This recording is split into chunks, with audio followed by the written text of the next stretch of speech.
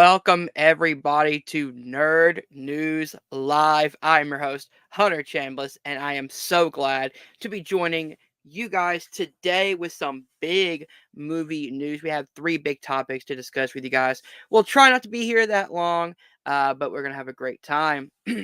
So, we've got, as I said, three movie news, including Matthew Vaughn's thoughts on Deadpool 3. We have the Beetlejuice 2 poster with the title reveal, and we have the Supergirl Woman of Tomorrow casting news. So let's start with the Matthew Vaughn news. This comes to us from CBR.com, as you guys see right there. It says X-Men First Class Director says Deadpool 3 will bring the MCU back to life. I'm going to read it here and then we'll go over my thoughts for it. X-Men First Class filmmaker Matthew Vaughn believes Deadpool 3 will save the MCU by jolting it back to life. Speaking on the Bro Bible post-credit podcast, Vaughn said that he was impressed by the clips of the film he was familiar with. The few snippets that I do know of Deadpool versus Wolverine or Wolverine versus Deadpool, I'm sure that argument between Ryan and Hughes is happening as we speak, are unbelievable, he said. That is going to be a jolt to the MCU. The Marvel Universe is about to have a jolt of them, and it's going to. Fuck. Guys, sometimes it's hard for me to read quotes, so let me restart. The few snippets I know about Deadpool versus Wolverine or Wolverine versus Deadpool are unbelievable. That's going to be the jolt. The Marvel Universe is about to have the jolt of them, and it's going to bring that body back to life. I think Ryan Reynolds and Hugh Jackman are about to save the whole Marvel Universe. So, interesting words by Matthew Vaughn. I hope this is true. I am super excited for Deadpool 3. I think with this type of movie that you can really open up the multiverse more than before. I believe this is a way that they're going to bring in a lot of people who we think are going to be a part of the X-Men universe in the MCU. We also know that we have more people from the Fox universe coming in to Deadpool 3. There was a battle on the Fox lot that we saw. So, very interested to see what Matthew Vaughn saw that made him get so excited for this movie, because I'm already excited because I love Deadpool 1 and 2. I think they are brilliant comic book movies when it comes to, the references and the comedy and the action. I think they're really well done. And to have somebody like a Matthew Vaughn who kicked ass directing X-Men First Class say that this is going to be the movie that really turns the universe around gets me very, very excited. Um, so the title Deadpool 3, or as he said, Deadpool versus Wolverine or Wolverine versus Deadpool, I like um that title.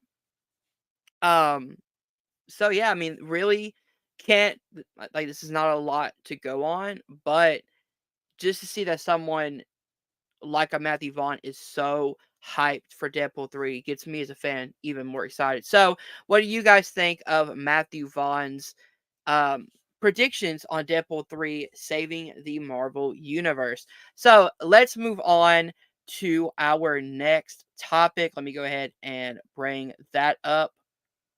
Oop, press the wrong button. We're all learning as we go, ladies and gentlemen.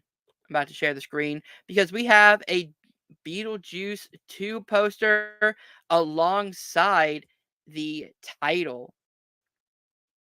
So let me go ahead and bring that up. As you guys can see, Deadpool 2 poster reveals a clever title for the sequel, again from CBR.com.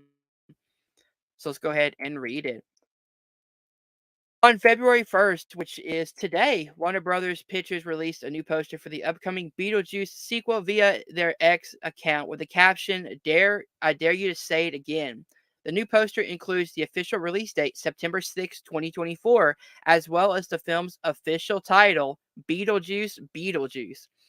The upcoming film is a sequel to Tim Burton's 1988 cult classic horror film, which had Michael Keaton in the titular role, playing an obnoxious bioexorcist who is hired by a ghost couple to scare away the new humans who moved into their former home.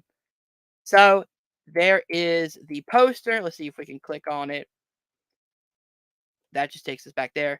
But as you guys can see right there, September 6th, 2024, Beetlejuice. I am super excited. It says Burton will return to direct. Michael Keaton will reprise the ghoulish role of the titular character, along with the returning cast of Winona Ryder as Lydia, and Catherine O'Hara will return as Delta Deeds.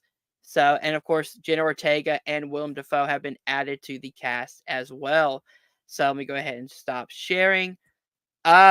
Very interesting title, Beetlejuice. I think it's a very it's a very great play on words because you say his name three times. He appears.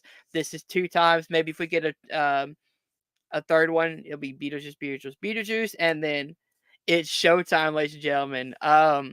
Very very clever marketing. So glad that Burton is coming back. So glad that Keaton's coming back. I love the addition of Jenna Ortega and Willem Dafoe. Catherine O'Hara is returning. I love her. This is very very good news because it seems like they're starting the hype train for Beetlejuice 2. I am a huge fan of the original Beetlejuice. I think it's a really perfect horror comedy. It's got some really good scares, but it's also really, really funny. You can show, anybody at any age this movie, and I think they'll find something to love about it. Um, yeah, I'm super excited for it. That poster looks amazing. It's colorful, it's bright. You get the Tim Burton style poster, which always looks so gothic and so badass. Um, so guys, again, not really much to talk about on that end. It's a really good poster. September 6th is a really good release date. It's getting into that fall season, but it's not going to be in the dead of October where a lot of people either aren't going to the movies or they're going for more of a franchise horror, which Beetlejuice 2 could do great in October, don't get me wrong. But September, you're getting, into the fall season. It's really, really a perfect timing for something like a Beetlejuice sequel. So, guys, what do you think of the Beetlejuice 2 poster and the release date of September 6th? Let me know down below or in the comments right here. All right, guys, our final movie news. This is not going to be a long episode, guys. Most of these are going to be, I'm going to aim for about 20 minutes, 25 minutes. So let's move on to our final news story again from CBR.com. We have, as you guys can see, our Supergirl, Woman of Tomorrow. It is House of the Dragon star Millie Alcock. So you guys see right there. Yes, it is brought up. Um, again, no, I'm sorry. This is from Comic Book Movie. Excuse me. All right. So it says after weeks and weeks of reports, we have breaking news from Warner Brothers and DC Studios as James Gunn's Superman Legacy has finally found its Supergirl in House of the Dragon star Millie Alcock. Deadline has confirmed today that House of the Dragon star Millie Alcock has been cast as Kara Zor-El, aka Supergirl, in Gunn and Peter Safran's upcoming DC universe, which formally kickstarts summer 2025 with Superman Legacy. Alcock will headline Supergirl, Woman of Tomorrow, which is currently being scripted by playwright Anna Nogueira. Following a recent test screening, the Australian actress ultimately beat out fellow contenders Meg Donnelly from Legion of Superheroes and Justice League Crisis on Infinite Earth Part 1 and Amelia Jones from Coda, Lock, and Key for the highly coveted part. Gunn has since confirmed the casting, which he says right here, "This is accurate. Millie is a fantastically talented young actress or actor, and I'm incredibly excited about her being part of the DCU. Yes, I first became aware of her in House of the Dragon, but I was blown away by her varied auditions and screen tests for Supergirl. She embodies Kara as envisioned by Tom King and Bill Quirlis and Anna Nogueira." While Many have been under the assumption that Supergirl will make her debut in the David Cornsweet fronted Superman Legacy next year. D&D caution cautions that may not actually be the plan, although they don't necessarily rule it out either. The trade does note that she is expected to make her debut in a separate DC project before taking center stage in Supergirl Woman of Tomorrow. However, that project is Superman Legacy. Whether that project is Superman Legacy, which starts filming in Atlanta in the spring, remains to be seen. All right, yeah, we got our casting for Supergirl.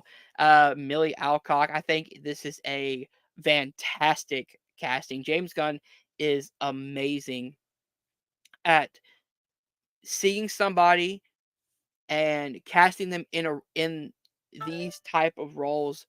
Um, like for example, Chris Pratt as Star Lord. Like all of his movies, he has really, really great casting choices. And what's cool about it is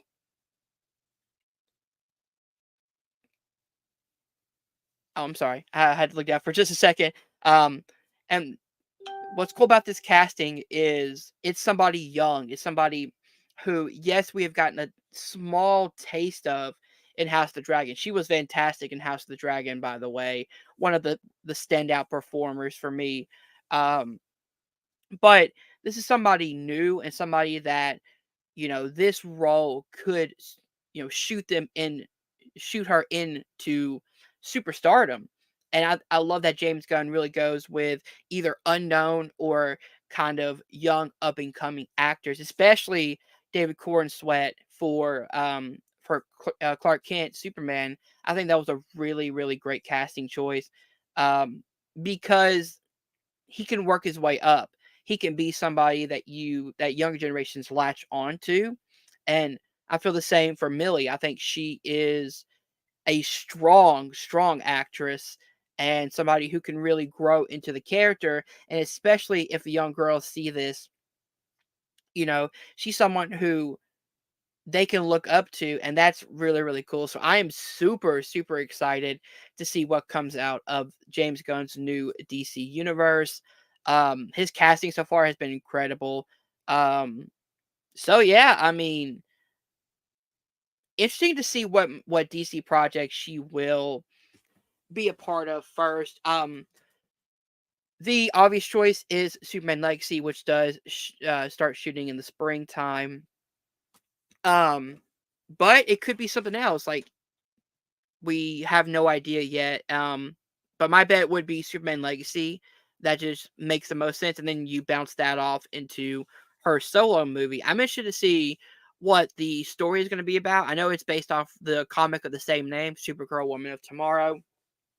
I know um, very little about the comic book, if I'm being honest, but I'm excited to see who the villains are going to be, who they cast as them, what the overall story is going to be, and how Supergirl Woman of Tomorrow ties in with the overall DCU. I'm very excited for James Gunn and just to see what he does in the upcoming, years, because we have uh 1 year before Superman Legacy, which I'm pretty sure is going to come out around the summertime if they're getting ready to go into production for Superman Legacy, or Superman Legacy. So overall, really great casting for Millie. I think she was, as I said, a standout in House of the Dragon, and she held her own with top notch actresses and actors, and that shows that she can really lead a show.